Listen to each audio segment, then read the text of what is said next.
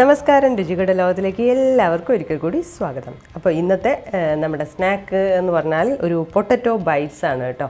അപ്പോൾ ഇതിപ്പോൾ ഞാൻ ചെയ്തിരിക്കുന്ന ചെറിയ ചെറിയ ബോൾസ് ആക്കിയിട്ടാണ്. അപ്പോൾ ഇത് കാണുമ്പോൾ തന്നെ നിങ്ങൾക്കറിയാം ഇത് ഏറ്റവും കൂടുതൽ ഇഷ്ടപ്പെടുക കുട്ടികൾക്കായിരിക്കും. കുറച്ച് സോസൊക്കെ ഉണ്ടെങ്കിൽ നല്ല സുഖമാണ്, കുട്ടികൾക്ക് വൈകുന്നേരമൊക്കെ ഉണ്ടാക്കി കൊടുക്കാം. അപ്പോൾ എന്തായാലും ഇത് എളുപ്പത്തിൽ ഉണ്ടാക്കുകയും ചെയ്യാം. നമുക്കൊന്ന് വേഗം പോയിട്ട് കണ്ടുവരാം എങ്ങനെയാണ് ഈ ഒരു പൊട്ടറ്റോ ബൈറ്റ്സ് ഉണ്ടാക്കുന്നതെന്ന്.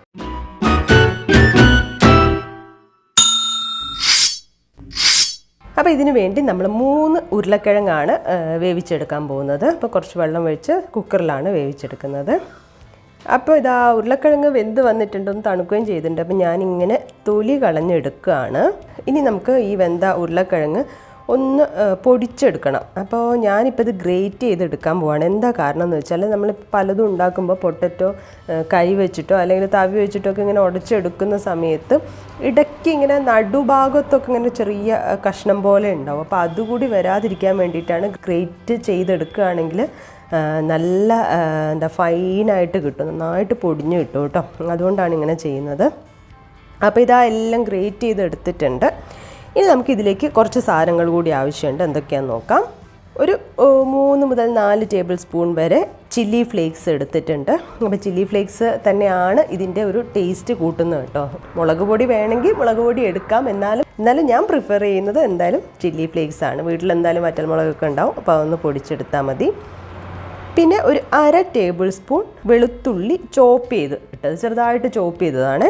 പിന്നെ നമുക്ക് അരിപ്പൊടി വേണം. അരിപ്പൊടി 1 കപ്പാണ് എടുത്തിരിക്കുന്നത്. ഇതിപ്പോൾ നമ്മൾ നൂൽപുട്ടിൻ്റെ ഒക്കെ ഇടിയപ്പമൊക്കെ ഉണ്ടാക്കാൻ വേണ്ടിയിട്ട് അരി പൊടിച്ച് വെക്കില്ല, ആ ഒരു പാകത്തിനുള്ള അരിപ്പൊടിയാണ് എടുത്തിരിക്കുന്നത്.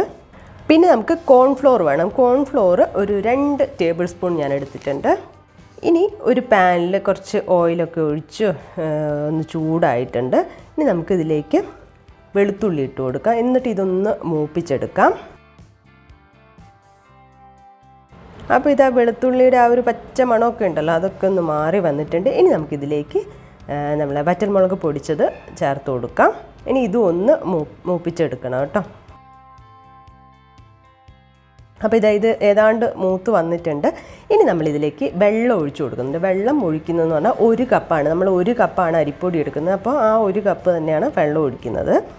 ഇനി ഇതിലേക്ക് ആവശ്യമായിട്ടുള്ള ഉപ്പും കൂടി ചേർത്ത് കൊടുക്കുക. ഇനി നന്നായിട്ട് തിളച്ച് വരണം. അപ്പോൾ തിളയ്ക്കാൻ വേണ്ടി ഞാനിപ്പം ഫ്ലെയിം കൂട്ടി ഹൈ ഫ്ലെയിമിലാണ് ഇട്ട് കൊടുക്കുന്നത്. അപ്പോൾ ഹൈ ഫ്ലെയിമിൽ തിളച്ച് വരുന്ന സമയത്ത് ഫ്ലെയിം കുറച്ച് കൊടുത്തിട്ട് നമുക്ക് ഇതിലേക്ക് അരിപ്പൊടി ഇട്ട് കൊടുക്കാം. എന്നിട്ട് നന്നായിട്ടൊന്ന് മിക്സ് ചെയ്യാം.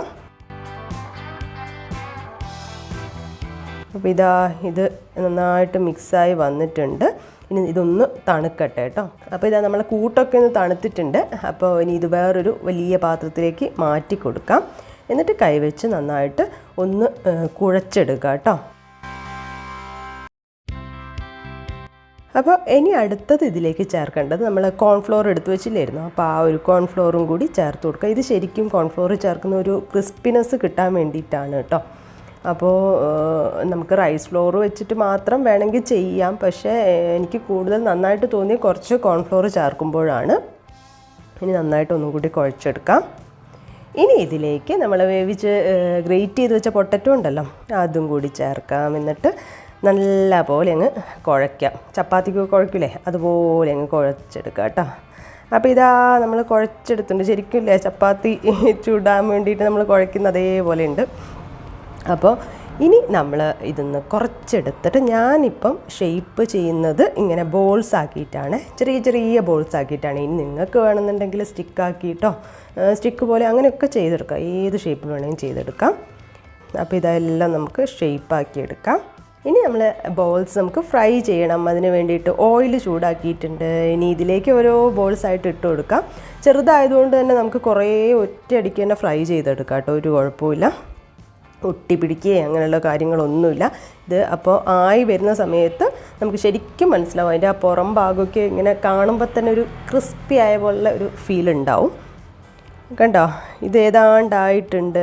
നമുക്ക് കോരി മാറ്റാം. ഇനി നമുക്ക് ബാക്കി കൂടി ഇങ്ങനെ ഫ്രൈ ചെയ്തെടുക്കാം കേട്ടോ. അപ്പോൾ ആ ഒരു 2-3 ഇതിൽ കൊണ്ട് തന്നെ മൊത്തമായിട്ട് നമുക്ക് ഫ്രൈ ചെയ്യാൻ പറ്റും. അപ്പോൾ എന്തായാലും ഫ്രൈ ചെയ്തെടുക്കാം.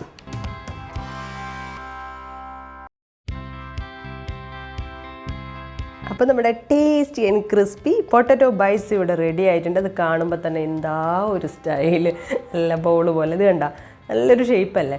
ഇത് കഴിക്കുമ്പോൾ ഉണ്ടല്ലോ ഒരു പുറം ഭാഗം നല്ല ക്രിസ്പി ആയിട്ടാണ്, പക്ഷെ കഴിച്ച് കഴിയുമ്പോൾ ഉൾവശം നല്ല ഒരു സോഫ്റ്റ് ആയിട്ടുമായിരിക്കും ഉണ്ടാവുക. അപ്പോൾ എന്തായാലും നമ്മളെ മക്കൾക്കൊക്കെ ഇത് ഉണ്ടാക്കി കൊടുക്കുക, അവർക്ക് എന്തായാലും ഇഷ്ടപ്പെടും കേട്ടോ. അപ്പോൾ എളുപ്പമാണ് ഉണ്ടാക്കാൻ, നമുക്ക് കുറേ ഉണ്ടാക്കിയെടുക്കുകയും ചെയ്യാം. അപ്പോൾ എല്ലാവരും ഒന്ന് ട്രൈ ചെയ്ത് നോക്കുക, എന്നിട്ട് നിങ്ങളുടെ ഫീഡ്ബാക്കൊക്കെ കമൻസ് ആയിട്ട് അറിയിക്കുക. പുതിയൊരു വീഡിയോ ആയി കാണുന്നത് വരെ ബൈ.